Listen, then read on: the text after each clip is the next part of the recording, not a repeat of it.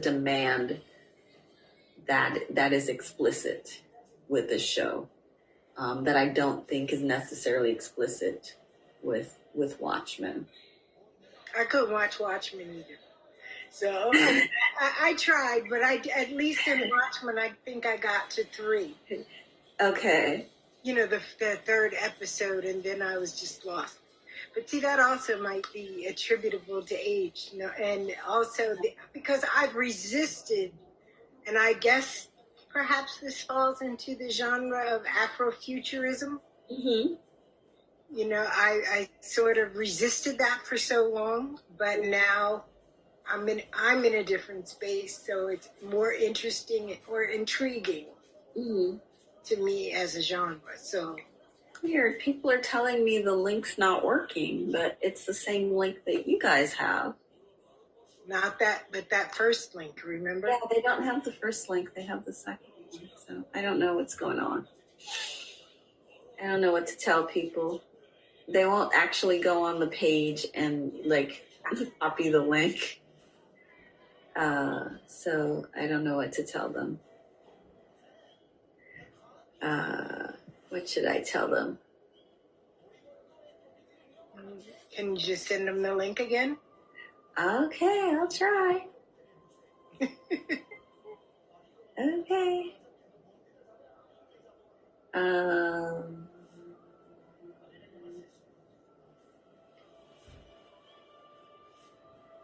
will try. Let's do this. They should probably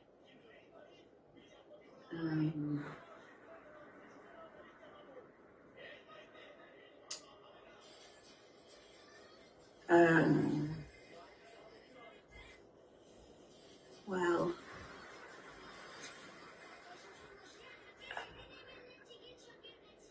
so what episode did you get to? Me? Mm-hmm. 1, because what is her name again? The young girl, the young woman now. Oh, Letty? Yes. Mm-hmm. I fell in love with her with the New Orleans film when she was a little girl. So I was right. Eve's Bayou. Yeah, Eve's Bayou. Oh, I've watched that movie 1,000 times. And so I was drawn to it for that reason. Mm-hmm. And when it was actually, I think, let me recall where I had to stop. They were in a car and they were running. And it was violent. And it was, monsters. But I don't think it was so much the monsters, because I don't mind horror shows and that kind of stuff. Yeah. But I just knew, oh gosh, here it comes. And I was not in a frame of mind that I could handle. And so, you know how once you turn away from something, but then there was always the buzz, and everybody was talking about it, and I felt like I was missing something. So I thought coming tonight, I would get some insight that would help me to want to go back. Did you get any insight? Missing. Yeah, I'm gonna go back and watch it and try. I'll just maybe close my eyes over the ugly parts. Oh my gosh. Go past. Well, don't do that. Well, like wait till maybe I can see it. There's just, I think, so much going on right now around racial violence. And remember, I'm also near Philly, and after a while, it's like I just can't see people hurting Black people anymore. Right. Right. Yeah. So I think there just has to be a time.